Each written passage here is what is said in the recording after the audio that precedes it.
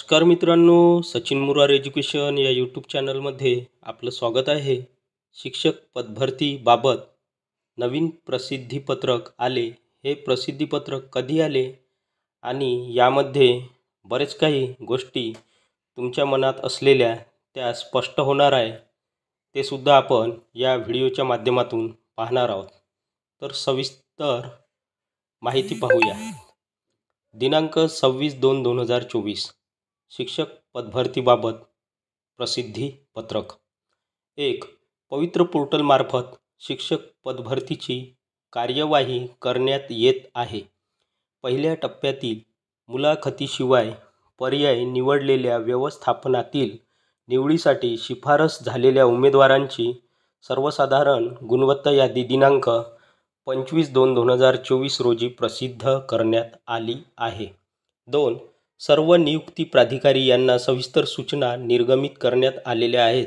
पुढील प्रक्रियेबाबत शिफारस झालेल्या अभियोग्यताधारक यांना त्यांच्याकडून स्वतंत्रपणे कळविले जाईल. त्यानुसार सर्व संबंधितांनी त्या नियुक्ती प्राधिकारी यांच्या निर्देशाचे पालन करावे. 3.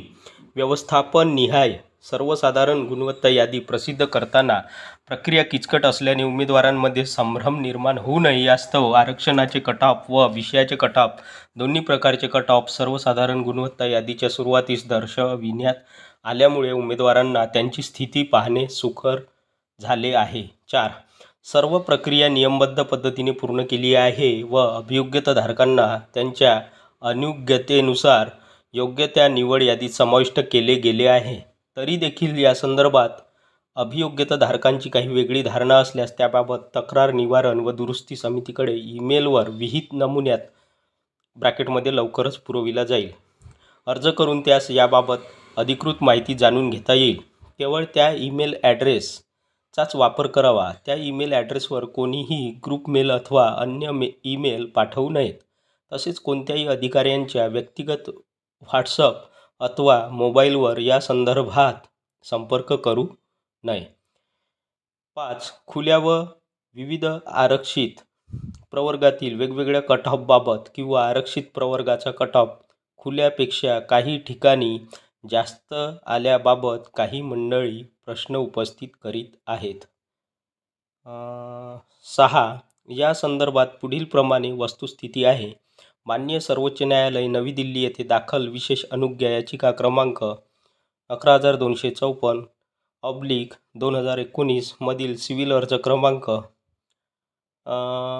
8259/2019 मध्ये दिनांक 24/10/2019 रोजी दिलेल्या न्याय निर्णयानुसार आरक्षित प्रवर्गातील उमेदवाराने अर्हता धारण करण्यामध्ये त्या आरक्षित प्रवर्गासाठी असलेल्या शिथिलतेचा लाभ घेतला असल्यास असे उमेदवार अनारक्षित म्हणजे खुला प्रवर्गासाठी पात्र ठरत नाहीत. नंतरचा पॉईंट.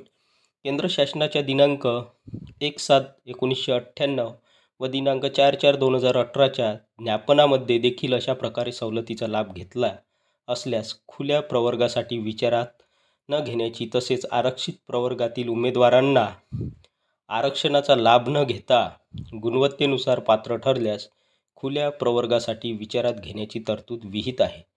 राज्य शासनाच्या विविध प्रकारच्या उदाहरणार्थ तलाठी भरती, ग्रामविकास विभागाकडील विविध पदांच्या भरतीमध्ये देखील आरक्षित प्रवर्गातील उमेदवार खुल्या प्रवर्गासाठी वयोमर्यादा व इतर शैक्षणिक व व्यावसायिक पात्रतेमध्ये सवलत न घेता गुणवत्तेनुसार निवडीस पात्र ठरत असेल तर खुल्या प्रवर्गातून अन्यथा त्या प्रवर्गातून निवडीसाठी पात्र ठरविण्याची तरतूद आहे.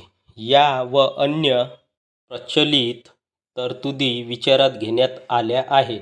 या शिक्षक भरतीसाठी TET ही अर्हता परीक्षा असल्याने त्या परीक्षेत जर सवलत घेऊन कोणी उत्तीर्ण झाले असेल तर जरी त्यांना TAIT या परीक्षेत जास्त गुण असले तरी सवलतीचा लाभ घेतल्यामुळे वरील विविध न्यायनिवाडे व शासनाचे आदेशानुसार त्यांच्या आरक्षित प्रवर्गात सामील केले गेलेले आहे.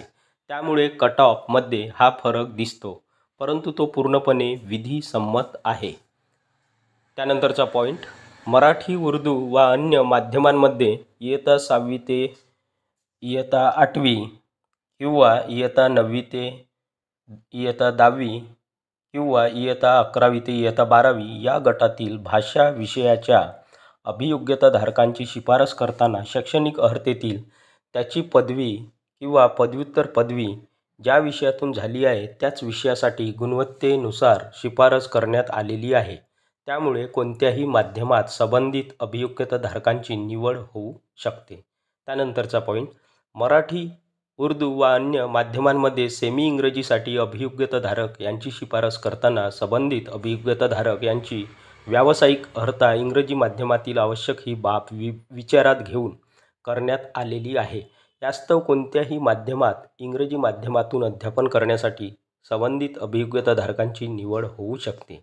त्यानंतरचा पॉईंट, गुणवत्तेनुसार अभियोग्यताधारक यांची निवडीच्या वेळी पात्रतेनुसार खुला वा स्वतःचे आरक्षण तसेच संबंधित विषयाचे पद उपलब्ध असेल तर अभियोग्यताधारक यांची शिफारस होते. त्यामुळे काही विषयांच्या बाबतीत कट ऑफ गुण कमी आल्याचे दिसत आहे. नंतरचा पॉईंट, काही प्रवर्गाच्या बाबतीत जाहिरातीतील त्यांच्या प्रवर्गासाठी रिक्त असलेल्या पदांपेक्षा अधिक पदांवर उमेदवारांची गुणवत्तेनुसार खुल्या प्रवर्गातून निवड झाल्याचे दिसून येत आहे. त्यानंतरचा पॉईंट, मुलाखतीशिवाय पदभरतीतील माजी सैनिक, अंशकालीन इत्यादी समांतर आरक्षणातील योग्य अभियोग्यताधारक उपलब्ध न झाल्याने त्यांच्या समांतर आरक्षणाची पदे रिक्त राहत असल्याचे दिसून येत आहे. समांतर आरक्षणाबाबत प्रचलित तरतुदी विचारात घेऊन शासनाच्या मान्यतेनंतर यथोचित निर्णय घेण्यात येईल.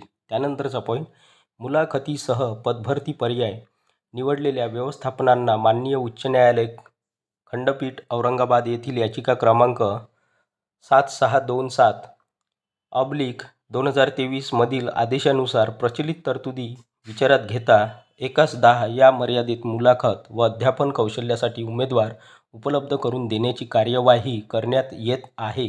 याबाबत वेळोवेळी अपडेट देण्यात येतील. शेवटचा पॉईंट, वस्तुस्थितीची व्यवस्थित माहिती न घेता अभियोग्यताधारकांना संभ्रमित करून याचिकांसाठी वर्गणी गोळा करणे हा एक आक्षेपार्ह प्रकार या भरती प्रक्रिया दरम्यान दिसून आलेला आहे. याचिका करणे हा जरी हक्क असला तरी तत्पूर्वी कायद्यातील तरतुदींची पडताळणी स्वतः अभियोग्यताधारकांनी करावी. सध्या सर्व बाबी इंटरनेटवर उपलब्ध आहेत, त्याची शहानिशा करूनच पुढील निर्णय घ्यावेत. तर हे होते नवीन शिक्षक पदभरतीबाबत प्रसिद्धीपत्रक. व्हिडिओ आवडल्यास व्हिडिओला लाईक, शेअर आणि अशाच नवनवीन माहितीसाठी सचिन मुरार एज्युकेशन या यूट्यूब चॅनलला नक्की सबस्क्राईब करा. धन्यवाद.